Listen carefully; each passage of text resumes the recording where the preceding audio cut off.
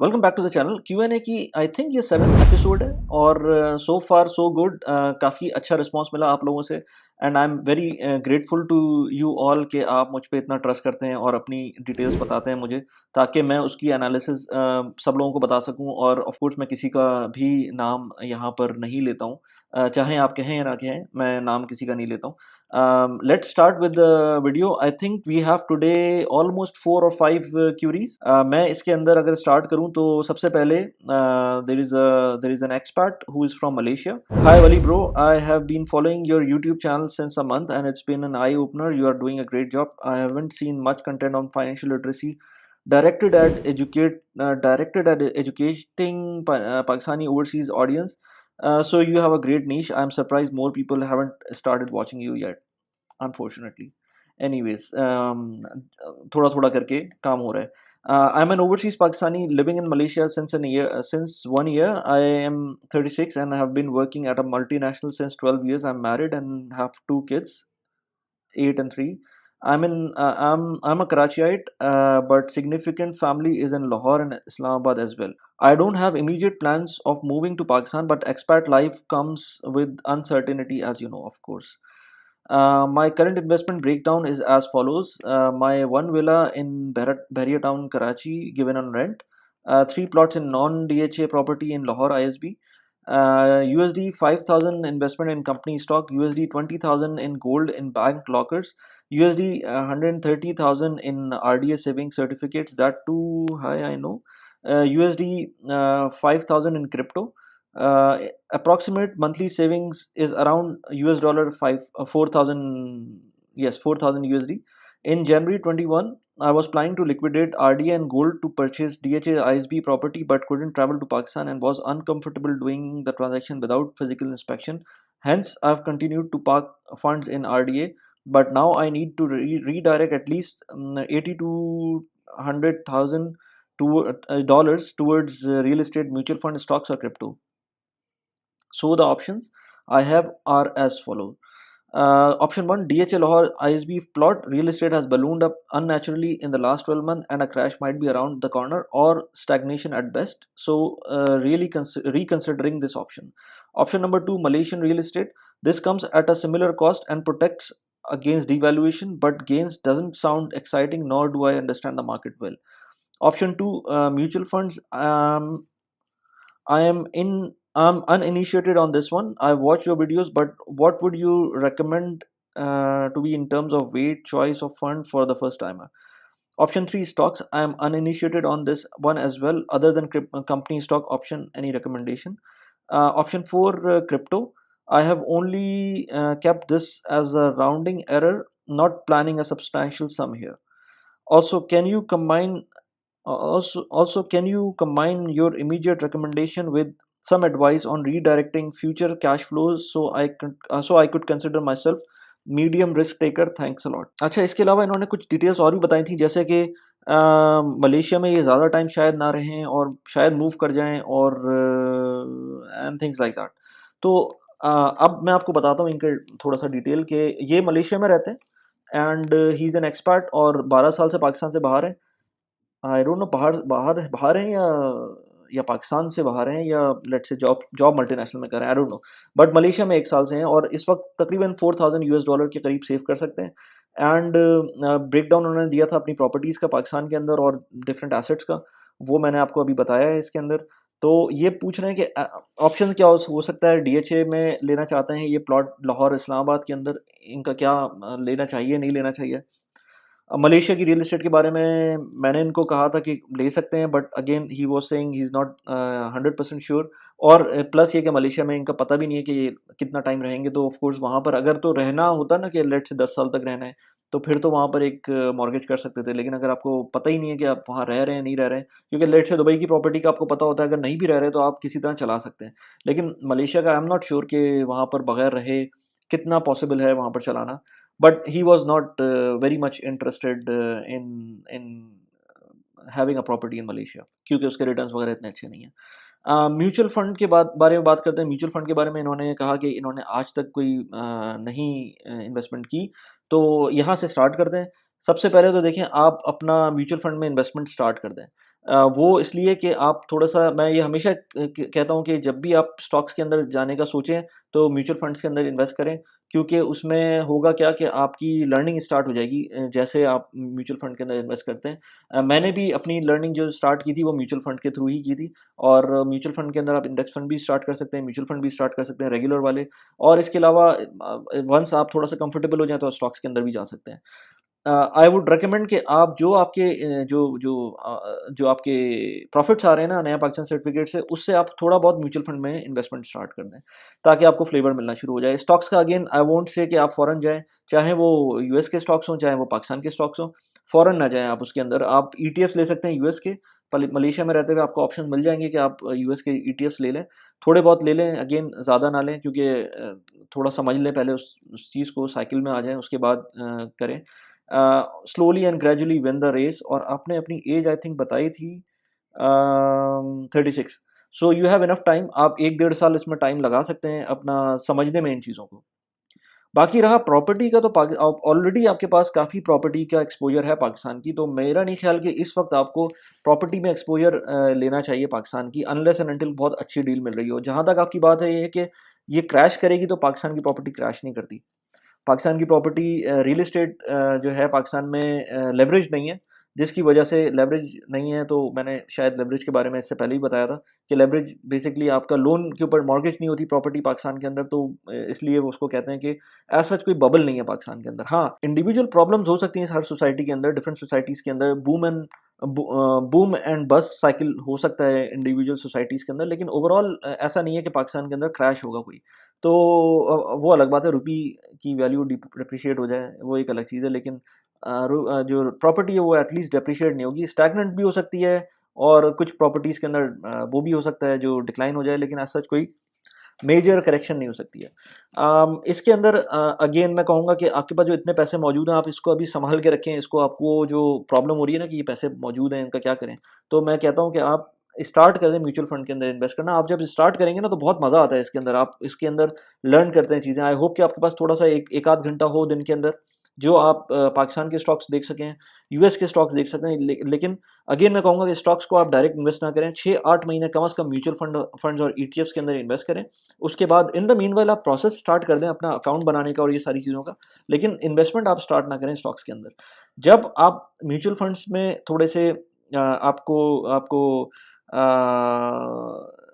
Comfortable हो जाएं आप म्यूचुअल फंड्स के अंदर, फिर आप स्टॉक्स के अंदर आएँ। स्टॉक्स को जब तक आप स्टडी कर लें और उसके बाद स्टॉक्स के अंदर आएँ। लेकिन अगर आपको रहना नहीं है फॉरेन पाकिस्तान के अंदर, तो मेरा नहीं ख्याल कि आपको कोई अर्जेंसी होनी चाहिए प्रॉपर्टी की। प्लॉट आप ले सकते हैं, लेकिन I don't know, I mean I have seen people, last year किसी ने प्लॉट लिया 1 करोड़ का, वो 2 करोड़ का हो गया। ऐसा हो सकता है, डबल हो जाती हैं प्राइसेस, लेकिन एट द सेम टाइम ऐसे स्टॉक्स भी हैं जो कि 3 to 4 टाइम्स हो गए हैं पिछले 1 साल के अंदर। ऑल्दो कि बूम जो बस साइकिल चल रही है जो कराची स्टॉक एक्सचेंज के अंदर, उसके अंदर होते हुए भी ऐसे ऐसे स्टॉक्स हैं जो ऊपर चले गए। तो प्रॉपर्टी को भी जनरलाइज नहीं कर सकते, स्टॉक्स को भी जनरलाइज नहीं कर सकते। बैरियर टाउन की कुछ प्रॉपर्टीज मैंने खुद देखी हैं जो कि अपार्टमेंट्स के अंदर 1 करोड़ से 2 करोड़ की वैल्यू हो गई है 1 से 1.5 साल के अंदर। लेकिन स्टॉक्स के अंदर भी ऐसी चीज़ें देखी हैं जो हमने 1 साल के अंदर कोई वो 3 टाइम्स 4 टाइम्स स्टॉक्स हो गए, उन्होंने डिविडेंड भी दिया है। तो मतलब you can not generalise these things. तो अगेन प्रॉपर्टी, मैं ये इसलिए कह रहा हूँ कि आपके पास प्रॉपर्टी ऑलरेडी काफ़ी ज़्यादा है, तो मैं समझता हूँ कि आपको एज सच कोई बहुत अर्जेंसी नहीं होनी चाहिए प्रॉपर्टी की। आप मेरे ख्याल से दूसरे डायरेक्शन में सोचें। बाकी ये कि क्रिप्टो वगैरह, तो क्रिप्टो के लिए मैं ये कहता हूँ कि भाई एज यू सेड के फ्रैक्शंस के अंदर आपके पास है क्रिप्टो की पोर्टफोलियो, तो वो ठीक है, फ्रैक्शंस ही होना चाहिए मेरे ख्याल से। बड़ी चीज़ होना गैम्बलिंग है, वो अगर गैम्बलिंग करनी है तो अलग चीज़ है। तो कंपनी स्टॉक्स आर गुड। मैं तो कहता हूँ जिसको भी ऑप्शन मिलता है कि कंपनी स्टॉक्स मिलते हैं, तो उसके अंदर वो हमेशा थोड़ा बहुत 15-20% आपको कंपनी एक्स्ट्रा भी देती है, तो हमेशा वो लेके रखें। तो कंपनी स्टॉक्स आर गुड। तो आई होप कि आप समझ जाएं। बाकी जहां आप रह रहे हैं, मलेशिया में आप रह रहे हैं, अगर आपको ज़रा सी भी फीलिंग आती है ना कि आप थोड़ा सा टाइम ज़्यादा रह सकते हैं, लेट्स से इवन 2-3 साल, 3 साल भी रह सकते हैं, तो मैं कहूँगा कि आप वहाँ पर मॉर्गेज कर लें। वो फिर भी आपको कुछ ठीक, अगर आपका जो साइकिल है ना वो एक अच्छी चलेगी प्रॉपर्टी की। तो आई होप कि मैं थोड़ा सा मेक सेंस कर रहा हूँ आपके लिए। नेक्स्ट क्वेश्चन पे चलते हैं। अच्छा, नेक्स्ट क्वेश्चन है, my name is, okay I am not gonna take the name. but she's a female. My name is, and I regularly watch your video on YouTube. My age is 38. I'm married and have a 10 years old son who has some special needs like personal learning assistance at home and physiotherapy. I have a 5 Marla residential plot in Defence Housing Authority Lahore. After all personal expenses, I am saving around 1,30,000 rupees each month, which I would inshallah keep saving until I get retired um at 60 years. And I also have and I also joined a private medical university after 60 years, if I live by then. My aim is to able to make 10 Marla house in Defence Lahore by that time, by the time I retire. I have some jewelry and I have a GP fund at retirement for fixed deposit or to contribute in home construction and a pension as well. Will it be possible to make a house? Please tell me how to start investing. अच्छा, इन्होंने एक और चीज़ मुझे बताई थी कि ये इस वक्त भी रेंट पे नहीं रह रही हैं। ये इनका जो जो घर है वो इनके हस्बैंड का है, I think, I don't know, but she is not living on the rent. तो ऑल्दो कि ये क्वेश्चन कंप्लीटली क्लियर नहीं है, वेग है, लेकिन मुझसे ये जो पूछा है इन्होंने, वो मुझे जो समझ में आया वो ये कि ये घर ले सकती हैं कि नहीं ले सकती हैं at the age of 60 late से। तो इन्होंने, अगर 1,30,000 रुपए कोई बंदा सेव कर रहा है और बाय द एज ऑफ, और अभी लेट से 40 ईयर, अब आपके पास 20 साल है, तो अगर मैं इसके ऊपर कंपाउंडिंग लगाऊं ना, तो मैंने कंपाउंडिंग का एक एक्सेल शीट बनाई हुई है। अगर आप चाहते हैं मुझे कमेंट करें, मैं आपको ये लिंक भेज दूंगा। लेकिन कंपाउंडिंग की मैंने एक एक्सेल शीट बनाई थी, उसके अंदर लेट से 10 साल के ऊपर 1,20,000 रुपये आप सेव करते हैं एवरी मंथ। तो और अज्यूम कर लें कि 11% से आपका वो ग्रो करता है, क्योंकि आप म्यूचुअल फंड में डाल देंगे तो ऑल्दो कि इससे ज़्यादा शायद ग्रो कर जाए, लेकिन आप अज्यूम कर लें कि 11% से ग्रो करता है। तो एवरी मंथ 1,20,000 रुपये सेव करने से आपको, तो जो मेरी कैलकुलेशन है उसके हिसाब से तकरीबन कोई ये 2,25,00,000 रुपये बनते हैं 11% से। तो 10 साल में आपके पास 20 साल हैं, ठीक है? तो आपके पास, ये समझ लें कि आपके पास जो प्लॉट है 5 मरले का जो आपने प्लॉट बताया वो, प्लस ये कि आपकी अगर ये सेविंग आप सही जगह करती हैं, और ये मिनिमम आपको जो है ना इतना तकरीबन 2,25,00,000 रुपए आपके पास 10 साल में हो जाएंगे। लेकिन ऑफ कोर्स घर की प्राइस भी जो है ना वो उसी हिसाब से बढ़ जाएगी जब तक। तो ये आपको कोई एक एक मैकेनिज्म लाना होगा अपनी लाइफ के अंदर कि आप ये देख सकें कि किस वक्त आपको पहला, अगर आपका यही टारगेट है कि घर लेना है, तो आपके पास 20 साल हैं इस वक्त।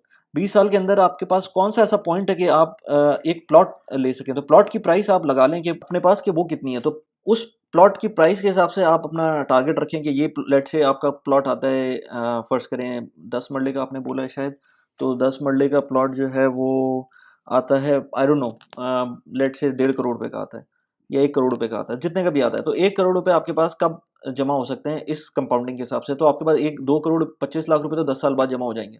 तो आई बिलीव कि आपके पास जो, लेट मी सी, अगर आपके पास ये पैसे 5 साल के अंदर आपके पास तकरीबन कोई 1 करोड़ हो जाएंगे। तो 1 करोड़, आई मीन आपको थोड़े से पैसे जमा करके हो सकता है 2, ढाई, 3 साल के अंदर एक प्लॉट ले लें आप। वो जब प्लॉट ले लेंगी ना आप, तो आपको कम से कम पता होगा, दो वेरिएबल होते हैं ना आपकी घर के प्राइस के अंदर, एक आपका प्लॉट और एक आपकी जो कंस्ट्रक्शन कॉस्ट है। कंस्ट्रक्शन कॉस्ट तो ठीक है, वो बढ़ती है टाइम के साथ, लेकिन प्लॉट की प्राइस भी बढ़ती है, तो कम से कम एक वेरिएबल आप लॉक कर सकती हैं। अच्छा, इसमें मैंने आपको बताया कि 11% से आपका जो रिटर्न मिल रहा है आपको, वो मैं अज्यूम कर रहा हूँ, लेकिन म्यूचुअल फंड के अंदर आप डालेंगे तो हो सकता है इससे ज़्यादा का रिटर्न मिले, लेकिन आजकल के हिसाब से 12-13% आप अज्यूम कर सकते हो, तो हो सकता है जल्दी ग्रो हो जाए। लेकिन क्योंकि ये आपके पास ज़्यादा टाइम नहीं होगा, आपको प्लॉट जल्दी लेना होगा, तो ये आपको कहीं और से भी, जैसे आपने कहा, लिखा आगे भी और भी था वैसे लिखा हुआ इसके अंदर कि आपके पेरेंट्स भी आपको हेल्प आउट कर सकते हैं, और आप कहीं और से भी लोन ले सकती हैं। तो आप मेरे ख्याल से प्लॉट पहले ले लें। आप, अगर आप सोच रही हैं कि 20 साल के अंदर आपको घर चाहिए, तो 20 साल की बजाय आप 5 साल के अंदर प्लॉट का टारगेट कर लें, और वो जो आपके पास एक एडिशनल प्लॉट मौजूद है, उसको भी आपकी ऑफ कोर्स कॉस्ट के अंदर आएगा, और वो उसको बेच के आप अगला प्लॉट ले सकती हैं। उसको जब तक ना बेचें जब तक आपको अगला प्लॉट लेना नहीं है। तो ये काम जब आपको करना हो ना, तो 6 महीने पहले उसको अपने दूसरे वाले प्लॉट को बेचें। तो उसके बाद जब आपके पास पैसे जमा हो जाएँ, इतने पैसे हो जाएँ कि आप ले सकें टोटल। प्लॉट लेने के बाद आपके पास कम से कम ये होगा कि अब आपको कंस्ट्रक्शन स्टार्ट करनी है। तो कंस्ट्रक्शन के लिए, तो अगर आपको मूव होना है इमीडिएटली, तो फिर आप, या जब भी मूव होना है 1-2 साल के अंदर, उस वक्त आप कंस्ट्रक्शन स्टार्ट करें, और उसके उसके हिसाब से करें। तो मेरे ख्याल से आपके पास पैसे हैं जो आप कर सकती हैं। आपको मैनेज करना होगा, आपको म्यूचुअल फंड्स के थ्रू कुछ करना होगा, आई वुड से कि थोड़े पैसे म्यूचुअल फंड में डालें, थोड़े थोड़े पैसे नेशनल सेविंग्स के अंदर डालें, या मीज़ान बैंक के अंदर डालें। अगर आपका बिलीफ इस तरह का है तो वो मीज़ान बैंक के बहुत सारे इनके जो इंस्ट्रूमेंट्स हैं, क्योंकि म्यूचुअल फंड का प्रॉब्लम ये है कि वो अगर आप लेट से 4 साल 5 साल के लिए भी डालती हैं ना, तो उसमें ज़रूरी नहीं है कि आपको वो प्रॉफिट दें, हो सकता है उसमें नुकसान हो जाए आपका। तो अगेन एवरी मंथ थोड़े थोड़े करके पैसे डालें, डाइवर्सिफाई करें उसके अंदर। आपके पास ज्वेलरी आई एम श्योर होगी, तो अगर आपको मैं ये नहीं रिकमेंड करूंगा कि गोल्ड लेके रखें, ज्वेलरी ऑलरेडी है तो ज्वेलरी को मैं कहता हूँ भाई कि वो आपका इंश्योरेंस है, वो ज़्यादा अमाउंट नहीं होनी चाहिए, गोल्ड ज़्यादा अमाउंट नहीं होनी चाहिए आपके पास रखी हुई। पाकिस्तान के अंदर अगर आपको गोल्ड बाय द वे लेना भी है ना, तो मैं कहता हूँ कि ज्वेलरी ना लें, आप गोल्ड फंड ले लें। मीज़ान का एक बहुत अच्छा गोल्ड फंड है, वो यूएस डॉलर के अंदर आपको गोल्ड दिलवा देगा, और आपको ये भी नहीं होगा कि ये असली है नकली है या उसको हैंडल कैसे करना है। तो गोल्ड फंड आप ले सकते हैं मीज़ान का। आई एम श्योर आप आराम से घर कर सकती हैं जो 10 मरले का आपने टारगेट रखा है, लेकिन उसको आपको अपने ईयर वाइज जो है ना डिस्ट्रीब्यूट करना पड़ेगा अपने टारगेट्स को। नेक्स्ट क्वेश्चन पे चलते हैं। ओके, अस्सलाम वालेकुम, I am watching your video on mutual fund and stock funds from some time and find them very useful and informative. Thank you. I This is the first email to you. I have two questions in my mind. One is about the bank account in Pakistan. As per your advice, now I want to know, I want to open account in other bank in order to decrease the bank charges and other fees. You said in the video, I will, which I watched that. I don't know. Use अच्छा, I think he is telling कि मैंने एक video में कहा था कि एक bank है जिसमें पैसे कम लग रहे हैं, तो मैं बता देता हूँ। अभी तक एटलीस्ट, क्योंकि ये इन्फॉर्मेशन चेंज हो सकती है, अभी तक मुझे आईबीएफटी के चार्जेस हबीब बैंक से नहीं लग रहे हैं। आई डोंट नो कि क्या हो रहा है, क्यों नहीं लग रहे हैं। फैसल बैंक में मैं ट्रांजैक्शन करता हूँ, वो थक से चार्ज लगा देते हैं, मुझे तो लगता है ज़्यादा चार्ज लगा रहे हैं वो। लेकिन एचबीएल के अंदर अभी तक कोई चार्ज नहीं लग रहा। I don't know the reason. I hope कि इसी तरह चलता रहे। आईबीएफटी के जो चार्जेस होते हैं ना, जो जो 0.01% आई थिंक लगते हैं पर ट्रांजैक्शन, वो हबीब बैंक में नहीं लग रहे। इनका यूबीएल में अकाउंट है। I bank account in UBL since 2006 which is joint. I am not happy and satisfied with that. तो आप छोड़ दें उसको। हबीब बैंक से कौन सा सेटिस्फाई होना है आपको? हबीब बैंक, अगर आप ऐप यूज़ करते हैं तो हबीब बैंक के अंदर वो ऐप एक इतना न्यूसेंस क्रिएट कर दिया, हालांकि इतनी अच्छी ऐप है, लेकिन वो उसका डाउन टाइम इतना है कि वो एक बड़ा प्रॉब्लम है। आई होप कि वो हबीब बैंक वाले सुन लें इस बात को। Second question is about the financial advice. I have 15 lakh. I want to invest in mutual fund or stocks for 15 years or more to achieve financial freedom for my old age. At least I should get 2 or 3 lakh per month after inflation. Please guide me in this matter, whether using total amount or SIP or combining both. I am interested in NBP fund for this purpose, and what is your opinion about NBP fund? I am 50 years old and receive 1,10,000 rupees per month, living in my own house. Waiting for your reply very anxiously. Please don't mention my name. Okay, I'm not gonna mention your name. लेकिन sir, मसला ये है कि आप 50 years के हैं और आपकी तकरीबन 1,10,000 रुपये सैलरी है आई थिंक। एंड आप कह रहे हैं कि आपको, पहली बात तो जो आपने पूछी ना बैंक का, तो मैंने बता दिया एचबीएल है।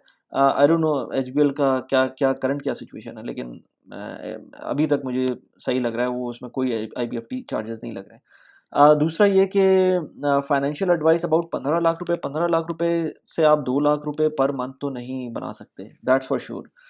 अभी से आप इन्वेस्ट करना शुरू करें, और आप, मसला ये है कि आप 50 ईयर्स के हैं, तो मैं आपको रिकमेंड नहीं करूंगा कि आप म्यूचुअल फंड्स के अंदर जो इक्विटी म्यूचुअल फंड है उसमें जाएं।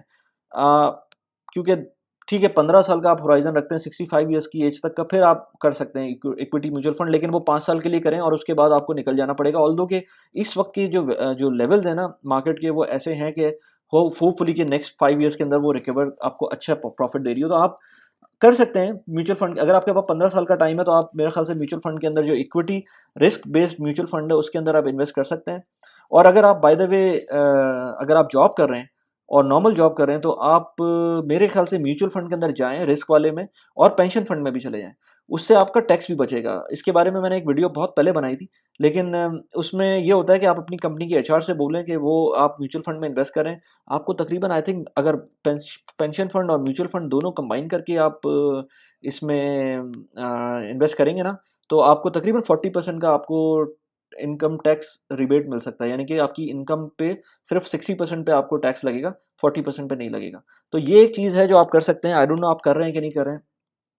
एनबीपी फंड का मुझे नहीं पता, मैंने उसको रिव्यू नहीं किया। आई होप कि सही होगा, इतना मसला नहीं होगा, काफ़ी मशहूर फंड है। लेकिन ये कि आप म्यूचुअल फंड में चले जाएं, म्यूचुअल फंड और पेंशन फंड दोनों एक साथ अप्लाई करें और दोनों में जाएं ताकि आपको मैक्सिमम टैक्स बेनिफिट मिल सके इस वक्त। तो आई होप कि आपको बात समझ में आई होगी। अगर कुछ रहता है, मसला होता है, तो आप प्लीज़ मुझे ईमेल कर सकते हैं। वीडियो आप देख रहे हैं, इतना आगे तक आ गए हैं, तो उसका मतलब है आपको पसंद आ रही है। तो प्लीज़ लाइक ज़रूर कर दें वीडियो को, क्योंकि लाइक करने से ये वीडियो और लोगों तक पहुंचेगी। और सब्सक्राइब भी कर दें चैनल को। Let's get back to the video. अच्छा, नेक्स्ट क्वेश्चन है फ्रॉम द यूएई। और dear Wali, hope you are doing well. I have recently started watching your YouTube channel and the newsletter. Oh very good, newsletter भी पढ़ते हैं। इसी बात पे please newsletter को सब्सक्राइब करें, क्योंकि मैं बहुत सारी चीज़ें उसमें ऐसी चीज़ भी बताता हूँ कि उसमें कभी-कभी मैं नॉर्मली शायद यूट्यूब पे ना बोलूँ, मैं न्यूज़लेटर में कह दूँ। तो प्लीज़ न्यूज़लेटर को सब्सक्राइब करें। इसके अलावा इंस्टाग्राम, ट्विटर वगैरह पर मैं हूँ, तो आप उसको भी फॉलो कर सकते हैं। I must say that you are doing tremendous job and I sincerely wish your channel grows many fold. Thank you very much, आपने ये for your wishes. I hope the same as well. I'm currently working as a finance professional for a local conglomerate. I hope I pronounced it correctly. And I am 30 years old and reside with my wife and son, aged 2 years old. My existing portfolio of savings and investment, mainly created through my salary, are as follows. Flat in Karachi, roughly valued around 1.5, 15 million, 1.5 crore rupees. This yield a rental income of 360K annually, though it has doubled in the last 7 years. Off-plan investment in a flat in Bahria town, Karachi, 5 lakh rupees paid to date, book value of around 4.5 million. Naya Pakistan certificate, 13.5 million, including the accrued interest.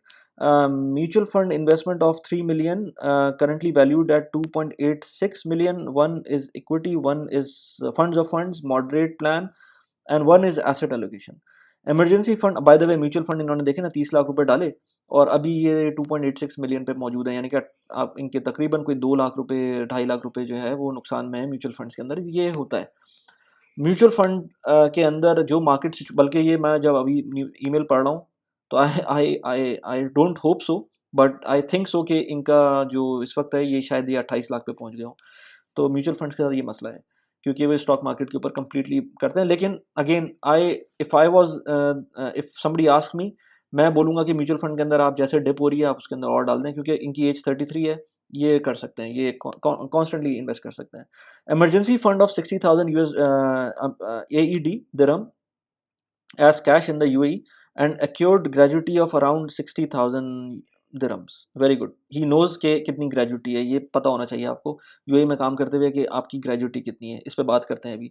Recently started investing in crypto currency and have only put around 6,000 dirhams just to test the waters. Again, this is diversified as well. 50,000 in stable coins and other 50,000 in those coins whose market cap is high. Serva invest in trade account of 5,000 dirhams. Again, just to experiment, I plan to grow this quickly as I believe there is a lot of potential here, which I have not explored, particularly within the S&P 500. Goal. My current salary is around 28,000 dirhams monthly, and I'm comfortably able to save more or less 10,000 every month.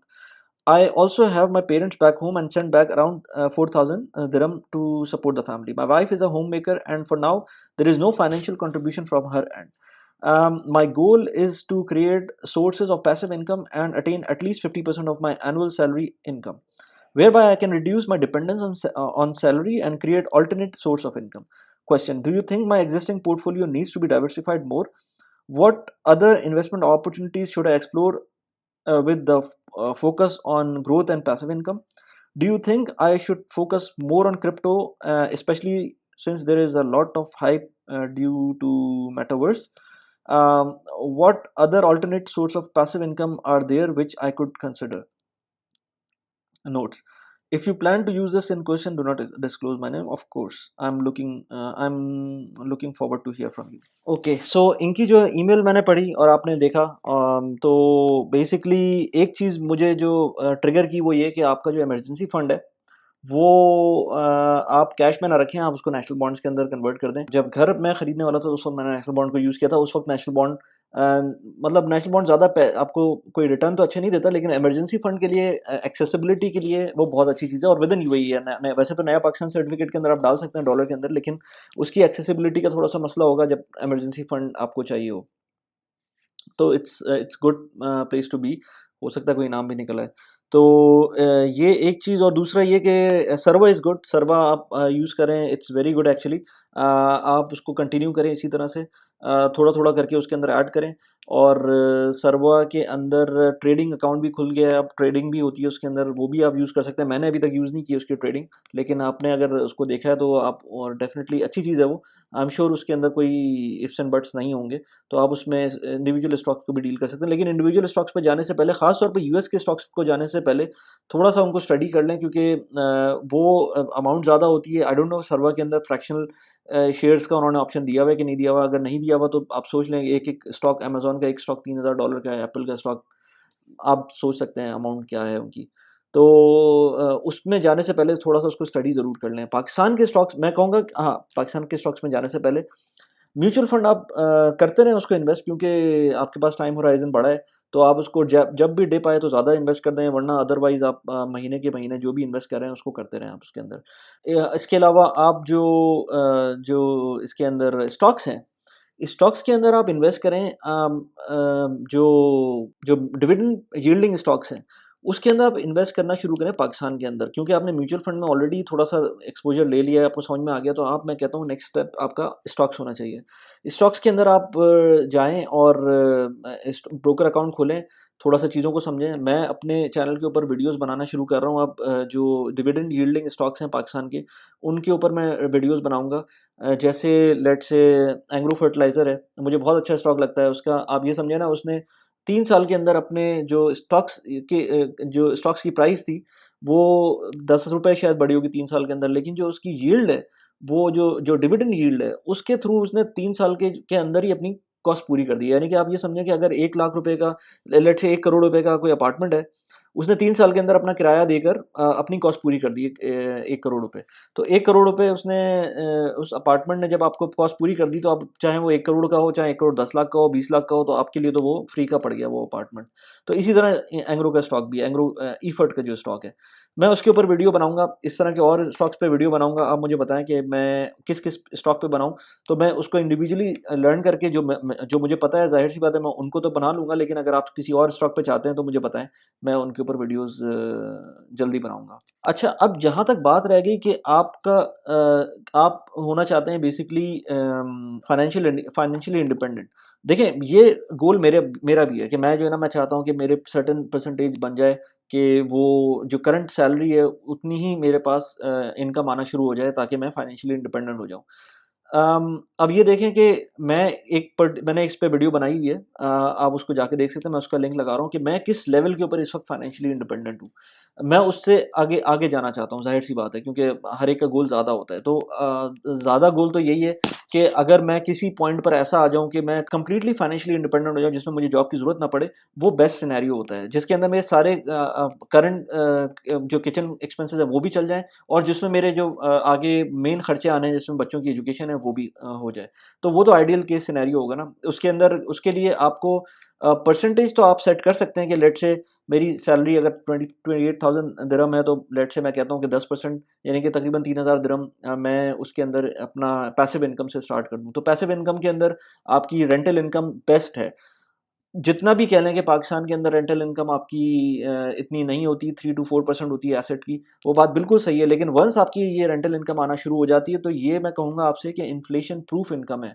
यानी कि कल को आपका 10% inflation होती है ना, तो आपका तो रेंट 10% बढ़ जाएगा ऑटोमेटिकली। जैसे आपने शायद कहा कि ये जो आपका अपार्टमेंट है, ये डबल हो गया ऑलमोस्ट 7 साल के अंदर इसका रेंट। ऐसा ही है ना? नहीं, डबल वैल्यू हो गई, तो रेंट भी इसका ऑलमोस्ट डबल नहीं तो कुछ परसेंटेज से तो उसका बढ़ा है। तो ये इन्फ्लेशन प्रूफ इनकम होती है आपकी रेंटल। तो रेंटल को आप रख सकते हैं। इसके अंदर आप चाहे दुबई में प्रॉपर्टी लेना चाहते हैं तो आप वो भी ले सकते हैं। इसके अलावा आप अगेन, लेकिन इसकी जो यील्ड होगी ना, जो परसेंटेज आपको जो रिटर्न होगा, वो इतना नहीं होगा, लेकिन वंस ये आना शुरू हो जाता है तो ये इन्फ्लेशन प्रूफ इनकम होती है आपकी। आप इसके अंदर अपना टारगेट रखें, लेट्स से 10% रखें, उसको बढ़ा के फिर 15% करें, फिर 20% करें, ये एक लेवल बढ़ाते जाएं कॉन्स्टेंटली। लेकिन इतना आसान नहीं है कि आप जो है इसको आप कहें कि मुझे 50% अपनी income as as passive income चाहिए। पैसिव इनकम के अंदर जो जनरल चीज़ें हैं वो यही हैं कि डिविडेंड यील्डिंग स्टॉक्स हो गए, ये स्टॉक मार्केट से जो इनकम हो गई, म्यूचुअल फंड से इनकम हो गई, रेंटल इनकम हो गई, ये सारी चीज़ें हैं। जो बाकी और पैसिव इनकम है वो अच्छा, पैसिव इनकम के अंदर भी मैंने पहले एक वीडियो बनाई थी काफ़ी पहले, उसके अंदर मैंने बताया था कि पैसिव इनकम के अंदर भी ऐसा नहीं है कि कंप्लीटली पैसिव हो जाती है चीज़। पैसिव इनकम के अंदर आपको अपना इनपुट देनी पड़ती है। अगर आप इनपुट नहीं देंगे तो वो इनकम कम हो जाएगी। इसकी एग्ज़ाम्पल इस तरह से लें कि अगर आपको फ़र्ज़ करें एक अपार्टमेंट आपने रेंट पे दिया। अगर आपने ये दुबई की बात करते हैं लेट्स से, तो दुबई के अंदर आपने एक अपार्टमेंट रेंट पे दिया। फ़र्ज़ करें वो अपार्टमेंट आपने 30,000 दिरहम्स के ऊपर एनुअल रेंट पे दिया। और ये साल का रेंट आपने बता दिया उस बंदे को जो टेनेंट है। इसी अपार्टमेंट को अगर आप फर्ज करें मंथली रेंटल पे देते हैं, तो मंथली रेंटल 30,000 जो आपका एनुअल है ना उससे ज़्यादा बनेगा मंथली रेंटल। उसका रीज़न ये है कि आपको इसके अंदर थोड़ा सा ज़्यादा काम करना पड़ जाएगा। इसके अंदर आपको महीने की बेसिस के ऊपर टेनेंट को ढूंढना पड़ेगा, या अगर लॉन्ग टर्म है भी तब भी 6 महीने बाद आपको होगा कि शायद टेनेंट जा सकता है। तो ये एक सेकंड लेवल हो गया, लेकिन इसके अंदर आपको रिटर्न ज़्यादा मिल रहा है। इसके बाद थर्ड लेवल हो सकता है कि आप उसको एयरबीएनबी कर दें, जो डेली मंथली वीकली लेवल के ऊपर आ जाएगा, तो उसके अंदर और ज़्यादा काम करना पड़ेगा, लेकिन उसके अंदर आपको पैसे भी ज़्यादा मिलेंगे, उसका रिटर्न भी ज़्यादा होगा। तो आप पैसिव इनकम को ये समझें कि जितना आप उसमें काम करेंगे ना, इसी तरह म्यूचुअल फंड है, म्यूचुअल फंड आप डाल के भूल जाएं तो आपको शायद पैसे मिलते रहें उसके या नहीं मिले। आपने अगर म्यूचुअल फंड नहीं देखा कि किसमें कहाँ से किस में एलोकेशन करनी है, तो वो आपके पैसे हो सकता है कम हो जाए, या हो सकता है उस वैल्यू से ना बढ़े। आप स्टॉक्स में जाएंगे, स्टॉक्स में ज़्यादा काम करना पड़ेगा, ज़्यादा उसको देखना पड़ेगा। तो वो मैं ये कहता हूँ कि जो जो भी आपके जो पैसिव इनकम होती है, ये आपका टाइम ज़रूर लेती है। टाइम नहीं लेगी तो वो उसके रिटर्न्स कम होंगे, टाइम ज़्यादा लेगी तो उसके रिटर्न्स ज़्यादा होंगे, और ज़्यादा टाइम लेगी तो और ज़्यादा होंगे। तो returns in any case passive income के आपको टाइम तो देना पड़ता है। ये बातें कहना कि जो है ना हम समंदर के किनारे बैठकर मेरा ऐसा काम चल रहा हो कि मेरे पैसे भी आ रहे हों और सब कुछ स्मूथ चल रहा हो, ऐसा प्रैक्टिकली बहुत कम होता है। होता है तो बहुत मेहनत करनी पड़ती है उसके लिए, या फिर आपके पीछे से इनहेरिटेंस के पैसे आ रहे हो तो अलग बात है। अदरवाइज मेहनत के बगैर ये काम नहीं होते। पैसिव इनकम डेफिनेटली अच्छी चीज़ है, यही लिस्ट डाउन कर दी है मैंने चीज़ें। इसके अलावा जो साइड इनकम्स हैं वो एक अलग चीज़ है, लेकिन साइड इनकम्स के लिए आपको बहुत ज़्यादा टाइम लगाना पड़ता है। तो वो मैंने उस पे भी वीडियोस बनाई हैं साइड इनकम के लिए। अगर आपको साइड इनकम पे देखना है तो वो आप देख सकते हैं, लेकिन आई डोंट नो, हर एक का एप्टीट्यूड होता है काम करने का। तो अगर आपको साइड इनकम पे काम करना है तो उस पे कर सकते हैं, लेकिन अगर आप सिर्फ ये देख रहे हैं कि पैसिव इनकम चाहिए आपको, let's say 50% of your current salary, तो उस पे ग्रेजुअली आप उसके अंदर अपना टारगेट रखें। लेट्स से 10% रखें, उसके बाद 15% पे जाएं, उसके बाद 20% पे जाएं। होगा ये उसी तरह से जैसे मैंने आपको बताया कि आप रेंटल ले लें, या म्यूचुअल फंड्स ले लें, या डिविडेंड पेइंग स्टॉक्स ले लें। अगेन मैं कह रहा हूँ ना, स्टॉक्स के ऊपर मैं अलग से वीडियो बनाऊंगा, तो हर इंडिविजुअल स्टॉक को पाकिस्तानी जो होंगे उसके ऊपर मैं बात करूंगा। इसके अलावा यूएई के अंदर आप एमआर के स्टॉक्स देख सकते हैं, जो मेरा फेवरेट स्टॉक है। अगर आपकी यूएई की प्रॉपर्टी नहीं ली हुई आपने और एक्सपोजर चाहते हैं प्रॉपर्टी का, तो आप एमआर का स्टॉक भी ले सकते हैं। तो दैट्स अबाउट इट। कैसी लगी वीडियो आपको मुझे प्लीज़ बताइएगा। Thanks for watching the video. Bye bye.